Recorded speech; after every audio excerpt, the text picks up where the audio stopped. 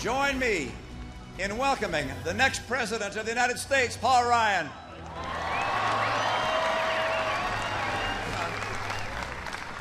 Every now and then I'm known to make a mistake. I did not make a mistake with this guy. But I can tell you this, he's going to be the next Vice President of the United States. So let me introduce to you the next President, the next Vice President of the United States of America, Joe Biden. George will on vacation, but we're joined by Paul Gigot, editorial page editor of the Wall Street Journal, former Vermont Governor, DNC Chair Howard Dean, our own Cokie Roberts, Lieutenant Governor of California, Gavin Newsom, also host on Current TV right now, and Wall Street Journal columnist Peggy Noonan. So we have two Wall Street Journal here. Good week for it because, Paul, I mean, on Wednesday, April 8th, you write a long editorial, Why Not Paul Ryan? You get your wish. Well, look, the Romney campaign has never considered me a confidant, okay? So I can't take credit for this, but... go ahead. Actually, they say you can't because they say the governor made the decision on August 1st, offered it on August 1st. So much the better. Speaks well. I think this choice speaks well. You know, vice presidents don't determine elections, these choices, but they do reflect on the nature, the political character of the candidate. And this speaks well of candidate Romney. Ryan is a serious, thoughtful man of ideas. He's in politics for the right reasons. I've known him for 20 years, and he has always been focused on policy and doing what he thinks to be the right thing for the country. And you're right. He best exemplifies the nature and stakes of this election. Well, I think you have he talks about it as a generational choice, and I think it's about the size and scope of government, how intrusive we want government to be, what grows an economy. Is it the private sector that creates jobs, or is it the government through spending that creates jobs? Ryan understands this, and I think the choice reflects the fact that Romney has concluded that he can't win this election only by attacking the president and the failed policies of this administration. People know that, but they need something positive. They need something hopeful. Ryan gives him that agenda and that energy and a set of policies that they can now promote. So, Howard Dean, the Wall Street Journal, a lot of conservatives very happy, but Democrats, many Democrats yesterday practically gleeful as well. Yeah, I think this is a problem. I would agree with everything that Paul said. He is going to give a real choice. That's exactly what Romney was trying to avoid before. He was trying to move towards the middle, and Ryan makes it almost impossible for him to do that. Ryan wants a voucher program for Medicare. Well, that's anathema to some of the independents, seniors. You know he doesn't like that word. He calls it premium support. Yeah, it's a voucher program. That's what it is. When you get a piece of paper from the government, you can use it to spend it on buying health insurance, and if you have to pay more, too bad for you. It's a voucher program. Look, so the problem is, I agree. I don't know Paul Ryan, but I have heard very few bad things about him as a human being, other than his views, which don't seem to take into consideration that there are a lot of people struggling who do depend on government. So this is going to be a referendum.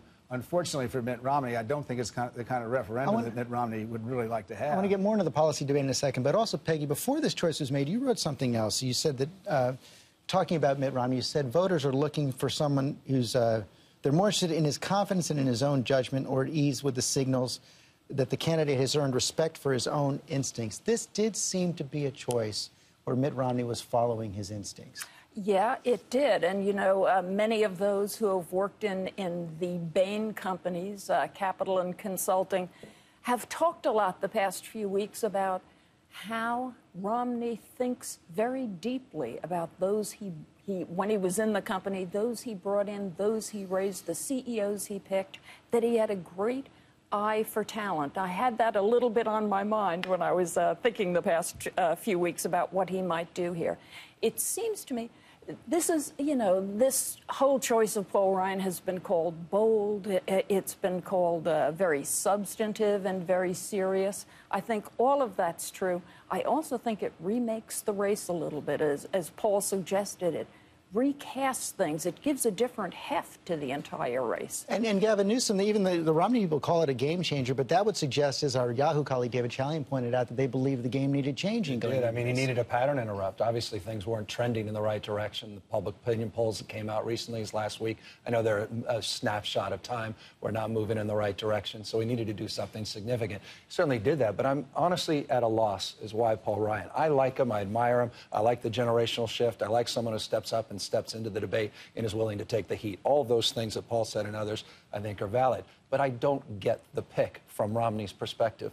They already had an enthusiasm benefit, meaning there was a gap, Democrats and Republicans. So already the party was united against Barack Obama. He doesn't do anything for women, doesn't do anything for independents, and now 3 of the key swing states, notably New Hampshire, Pennsylvania, and Florida, are no longer going to be, I think, in the column because of heavy Romney because of heavy citizens? concentration of seniors. I don't get it. I mean, it is a bold choice, but bold is not necessarily wise. And it will be interesting to see if he can get away from the Ryan budget, which has been a boogeyman. And I think that the Obama campaign has already come out with an ad immediately attacking the Ryan budget as something that that hurts the poor, and even the Catholic bishops, who have been pretty Republican of late, said that budget was it failed to meet the criteria of a budget. Well, let's talk about that a little bit more, because it's not only today that the Obama campaign has come out with an ad. President Obama has been going after Paul Ryan and his budget for the better part of 2 years. And a year ago, Democrats putting this ad up when trying to shape the congressional debate.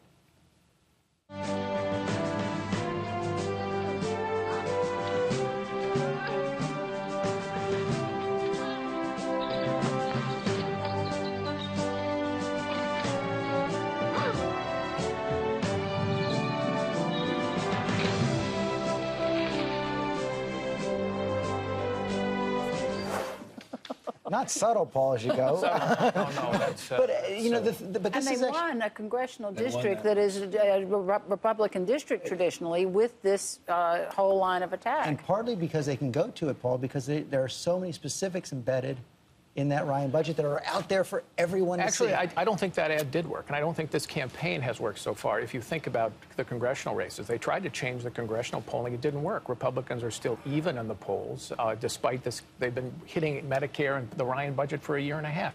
I think the Republicans have to be prepared for the Medicare assault, and I hope the Romney, if they want to win this, they should have an ad in the can already defending against these attacks. Is the argument that President Obama cut $700 billion in Obamacare out of Medicare good enough?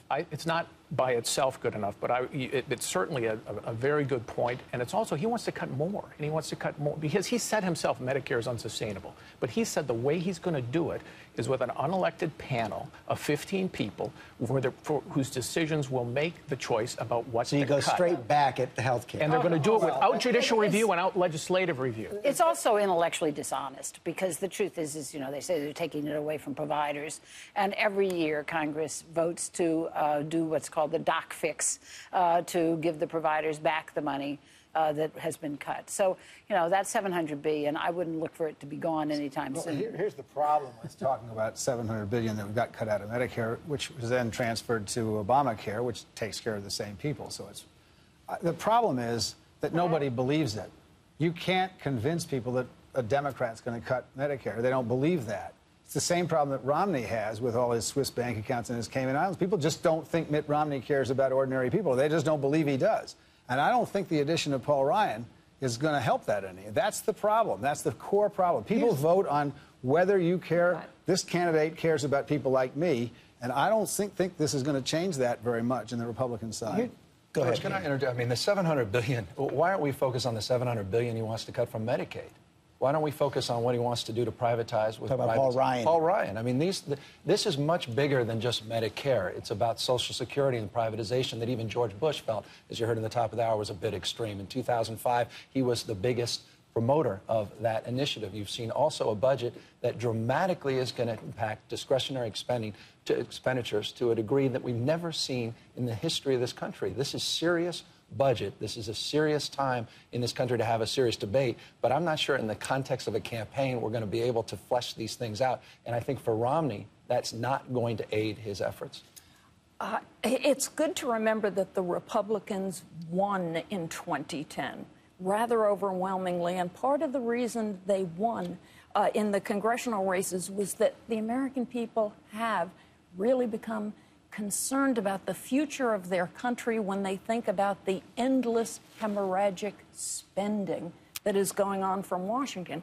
Now, Paul Ryan has been very associated, primarily associated on the Republican side, with being someone who's come forward and said, we have got to more align revenues with what we are spending. We've got to get a little more reasonable here. The challenge for him and the danger, I think, of his nomination is that there are a lot of Americans, we are in financial hard times, a lot of Americans are living near the edge, a lot of Americans, perhaps half, are receiving some money from the U.S. government each month. When you include Paul Ryan, when you include Social Security, Paul Ryan has to go to those people, I think, quickly and convince them, look, I am not trying to end the things you need. I am trying to save the things you need. The problem with that, the Democrats are going to say he is a shark. He's got to say he's a lifeguard. I understand that that's what he's got to say. The problem is the numbers in his budget. Yeah. And first of all, it doesn't get to a balanced budget for several decades. No. So, and we had a balanced budget. But we had a balanced budget, in recent history when Clinton was president. So, that's a problem that he's got. But the bigger problem, I think, is the tax portion of it.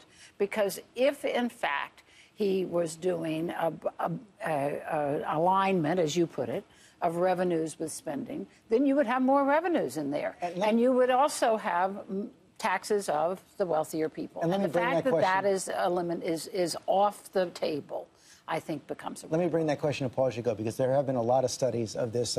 Stan Greenberg did a lot of focus groups with swing voters, weak Democrats, but the kind of voters who are now inching their way towards Romney. When you tell them that under the Ryan plan, Medicare, there will be savings in Medicare, but there will be tax cuts for millionaires, they literally don't believe it. They say, you are kidding, you are joking, that can't be true. Well, he's talking about a reform of Medicare, first of all, and everybody knows Medicare is unsustainable. They've got to make that argument. On the tax front, it's not just a tax cut, it's a tax reform. And Romney has been explicit in saying, if you take down the rates, we're going to eliminate the deductions, primarily on who?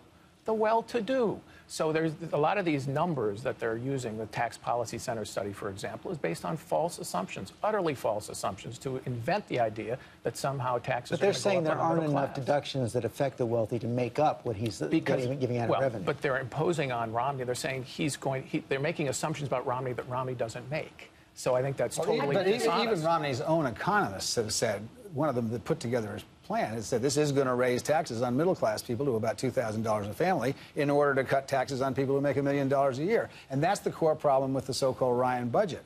The problem with Paul Ryan is I think he's probably a very decent person who believes in what he says, but is well outside the mainstream of where most Americans think we should go. They think we should raise taxes on rich people, and they think they understand that there have to be some entitlement cuts, but they don't want to get rid of Medicare. I mean, that's just not what they want to do. He does say it with a smile on his face, though. And I think that does, I think that optimism does make a difference. And I thought the best line in his speech yesterday was about saying this is not the new normal.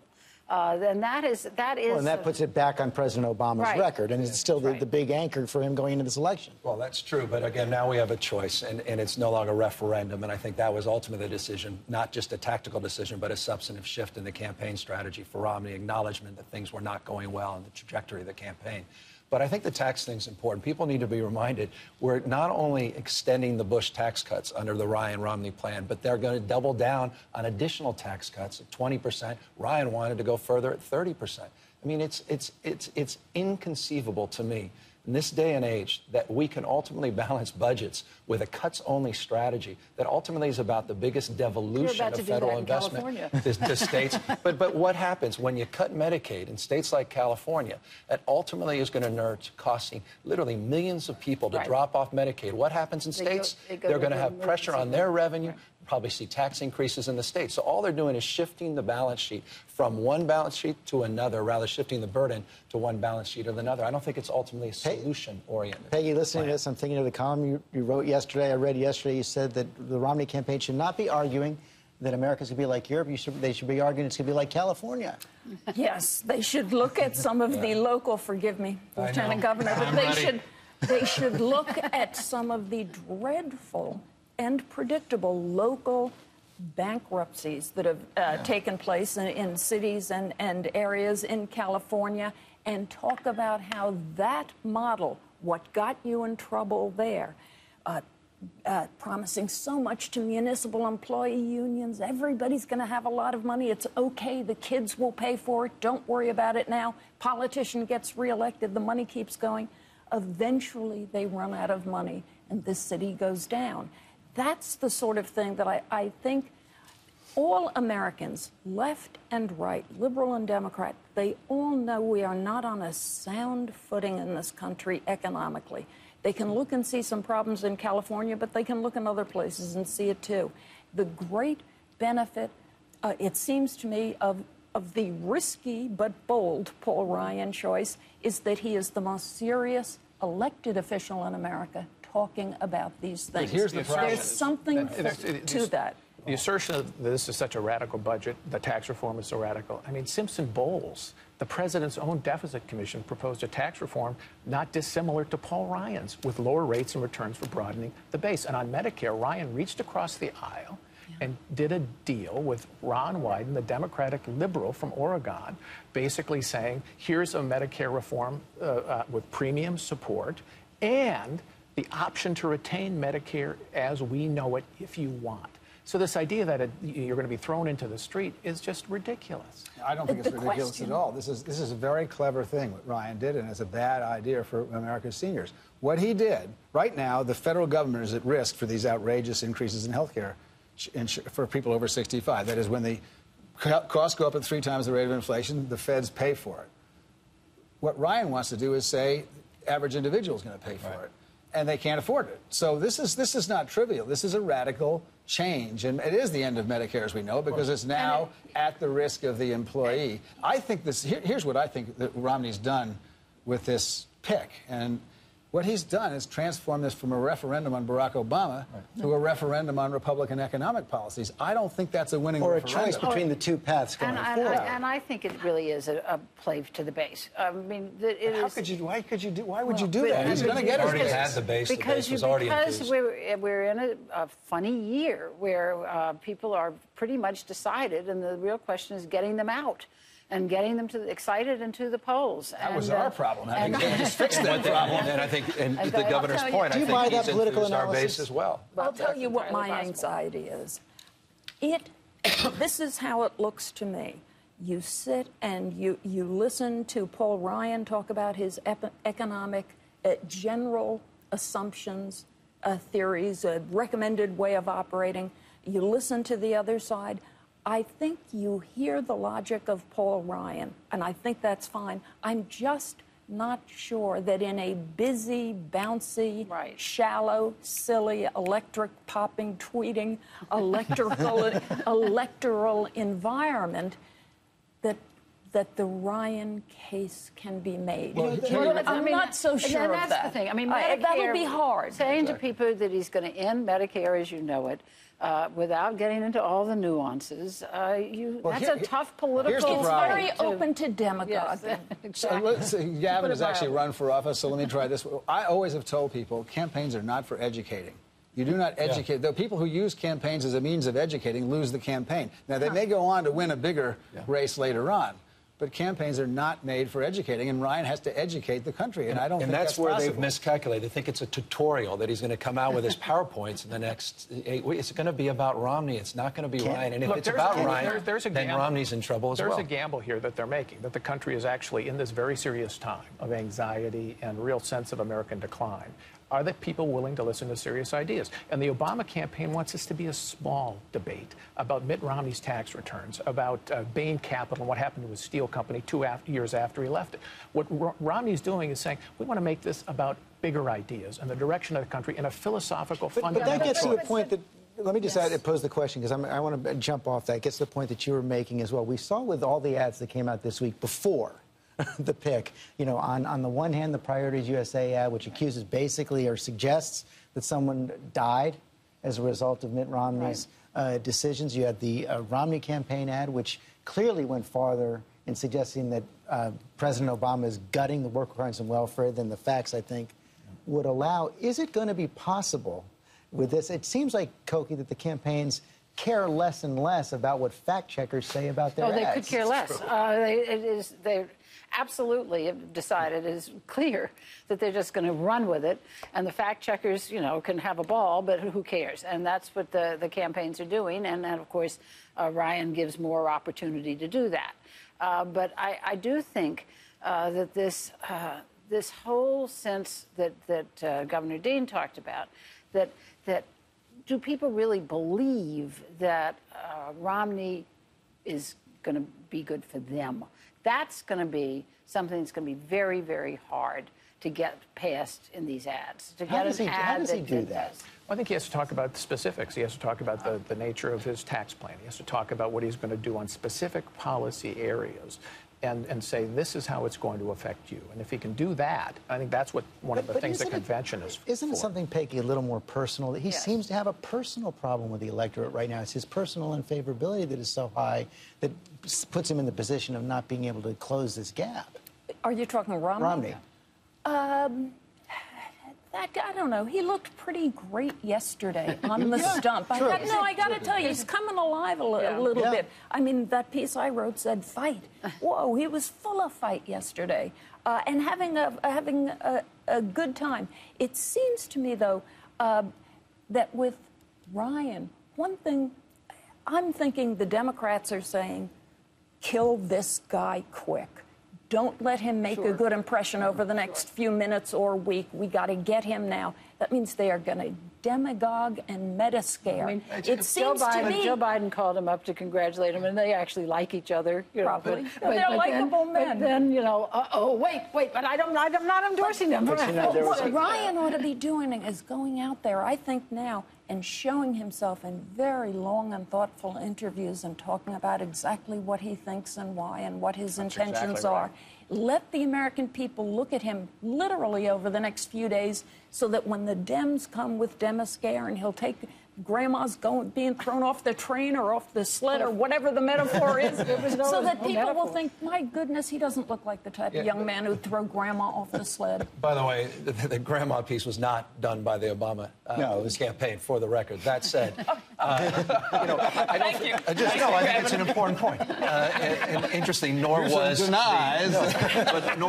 the quote-unquote ad that never appeared on television done by the Obama campaign that Romney's so indignant about. But yes, the welfare ad, they spent close to $8 million, and the campaign did support that ad. That being said, look, this has been a negative campaign. All campaigns are negative. We always get outraged by the other side's political tactics. It's hardly a news story that this campaign has been going in that direction. That said, I don't think this meta scare and all this, just tell the facts. The facts should scare the heck out of folks. And when people hear the facts about the Ryan budget, it's not going to go well for the Romney-Ryan. The facts of the current living economy. in Washington, D.C., we get all the Virginia ads, right? And the main one that the Obama campaign is running now over and over and over again is aimed at women. And it is all about women saying that they're worried about their reproductive rights and all that. I actually find it a somewhat offensive ad. I think that it is pandering and kind of obvious. And I think actually, if he really wants to be aiming at women, particularly given the Olympic season we've just had, he should be talking about Title IX, because it's actually a policy that the people who benefit from it know about. That's highly unusual. That the female athletes actually talk about the government policy that made it possible for them to compete. And that's what he should be out there emphasizing. True. And then we'd get something positive instead of all Howard's of this going to take it to the campaign. I am. That's my next call. He brought up... It's a very good idea, because you have these incredibly popular young women who've just had this enormously successful... I think the women's Olympic team has actually won more medals. The American women have won more medals than most of the other countries in the world. And, can you imagine Gabby Douglas on there talking about Title IX and why that's important? And, Paul Ryan wants to do away with Title IX or whatever. Young women don't know that the Civil Rights Bill got them jobs, but they do know that Title IX got them sports opportunities. The president has been talking about the Olympics on the stump. What's your take on the last 2 weeks? The last 2 weeks? Well, you know how I felt about the opening ceremonies, in which I felt England actually felt it had to say, Ladies and gentlemen, thank you for watching. We don't like ourselves very much, and you won't like us either. Well, this is here's our dark, horrible history with our smoking stacks and our satanic mills, and now we're throwing the Queen out of the helicopter. That having been said, well, Romney criticized that, didn't he? Did he? In advance? Whatever. That having been said, we all get sucked into watching it. At a certain point, you put on the TV and somebody's doing something so extraordinary. My favorite moment, Felix Sanchez of the Dominican Republic won the gold for the men's 400-meter hurdle. I can't believe I said that right. He had been brought up by his grandmother. She had died. He had run with her picture on him. He won. He wept. I wept.